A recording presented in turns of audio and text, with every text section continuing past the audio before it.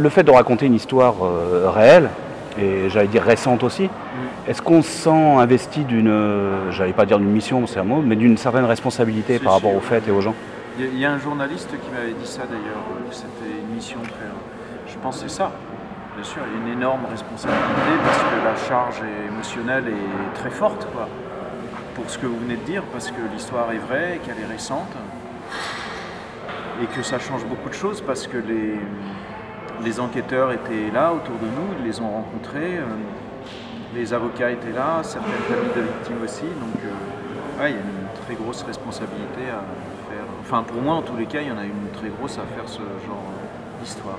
Et pour compléter un peu la question, est-ce que vous êtes posé la question sur le... On voit un certain nombre de victimes, de cadavres de victimes. Est-ce qu'on a peur de choquer les familles? Est-ce qu'on en parle avant avec les familles ou pas? Bien sûr qu'on a peur de les choquer, elles ont vécu déjà tellement de choses douloureuses que c'est l'aspect très compliqué moralement de ce film.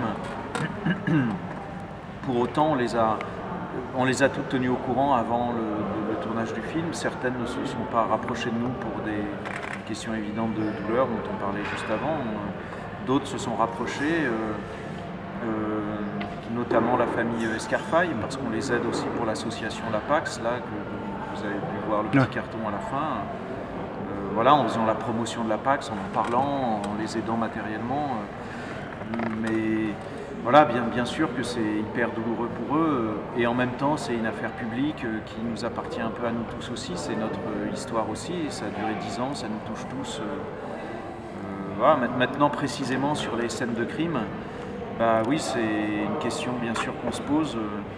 En même temps, de ne pas les montrer, c'est aussi risquer de passer à côté de la réalité. J'ai essayé en tous les cas de les montrer de manière pas trop voyeuriste, j'allais dire, quoi. Voilà, on n'est jamais dans le point de vue de Guy Georges et jamais proche des victimes, quoi. Voilà, mais c'est vrai que par exemple, la première petite victime, Pascal, c'était important de montrer ce qu'a vraiment vécu. Tout ce que vous voyez dans le film, 80%, ça s'est passé comme ça, puisque c'est surtout un condensé de procès-verbaux, quoi, en fait, le film.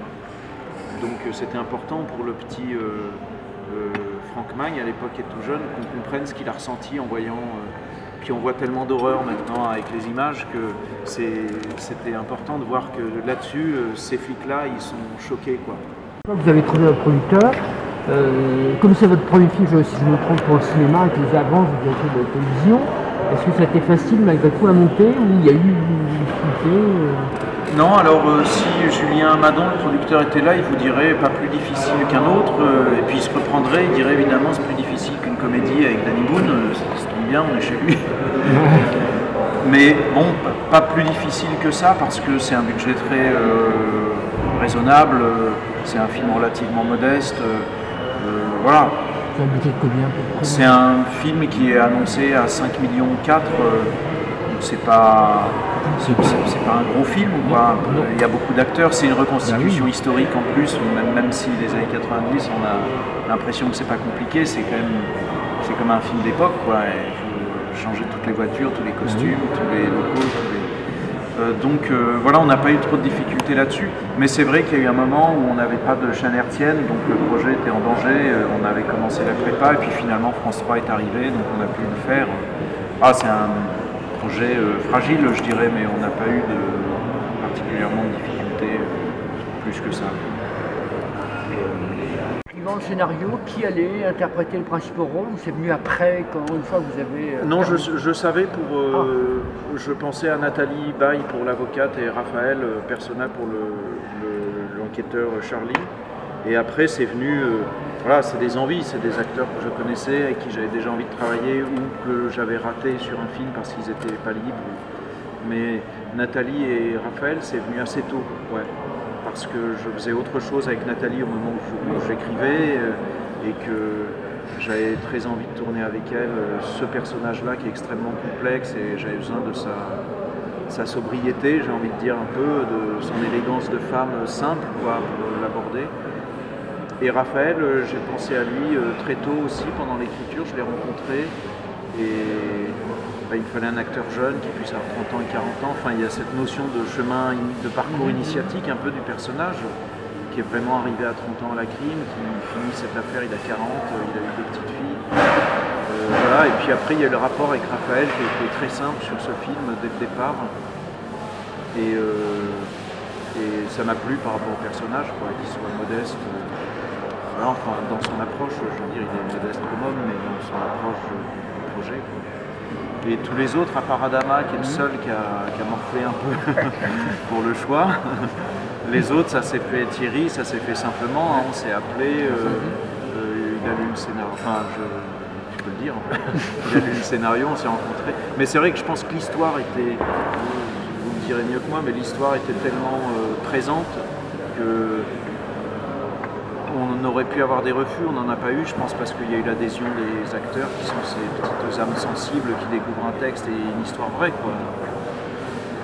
Ce fil rouge sur le procès, plutôt que de faire de façon linéaire, ouais, c'était une façon de raconter les choses de façon différente. Parce qu'au-delà de cette affaire Guy Georges, ce qui me travaillait, c'était le mal, quoi. Comment le mal nous impacte tous, comment il arrive à se faufiler dans nos vies alors qu'on n'en a pas du tout envie. Et du coup, c'était pas tant de ce récit linéaire, mais de voir comment ça s'était passé à 10 ans d'écart, comment on s'organise. Voilà, et c'était une manière aussi de revisiter nos institutions à travers ça, la police et la justice, pour voir comment la société tient debout quand elle est mise à l'épreuve comme ça, quoi. Donc très rapidement, j'ai eu cette idée, qui est peut-être pas la meilleure, hein, mais c'était la mienne à ce moment-là, de mettre en parallèle en fait ces deux lignes narratives-là. Et du coup, ça fait deux films sur deux genres ouais. Particuliers, qui est le film de procès, qui existe, qui est un genre particulier du cinéma français. Procédural, absolument. Le film de procès, et de l'autre côté, le film policier, dans ce qu'il a de plus véridique, de plus fort et de plus juste, quoi. Absolument. Mais c'est ce qui était intéressant aussi, c'est de mettre deux rythmes un peu différents dans le film. Et peut-être globalement de faire un film d'enquête au pluriel, quoi, ces deux enquêtes en fait. Et c'est vrai aussi que les rythmes n'étaient pas contradictoires, parce que là c'est des enquêteurs, quoi, c'est pas des flics qui courent dans la rue avec des calibres et qui tirent sur des gens, quoi. Il y avait quand même un aspect très procédural aussi à la crime. Mais le fait de commencer par le procès, ça élimine le côté suspense, machin. Je veux dire, c'est comme un Colombo où on connaîtrait le coupable tout de suite, quoi. Ça, vous avez complètement raison. C'est vrai que c'est pas un film policier classique où le but du jeu c'est de savoir qui a fait le coup à la fin, un quart d'heure avant le générique final, quoi. Là, on le sait et on repasse l'histoire pour se poser des questions alors qu'on le sait. Et si ça marche, c'est ça qui peut être intéressant dans ce film-là. Ça marche. On le sait, mais on se pose les mêmes questions que les enquêteurs à l'époque. Il y a des on nous a... Pardon. Non, puis je crois que ça, en plus, c'était plus facile du fait qu'on connaît l'histoire. Donc on sait qu'il n'y a pas de suspense à mettre. La structure était facile à mettre dans ce sens, quoi. Oui, parce que justement, ça aurait fait un suspense un peu bizarre, quoi.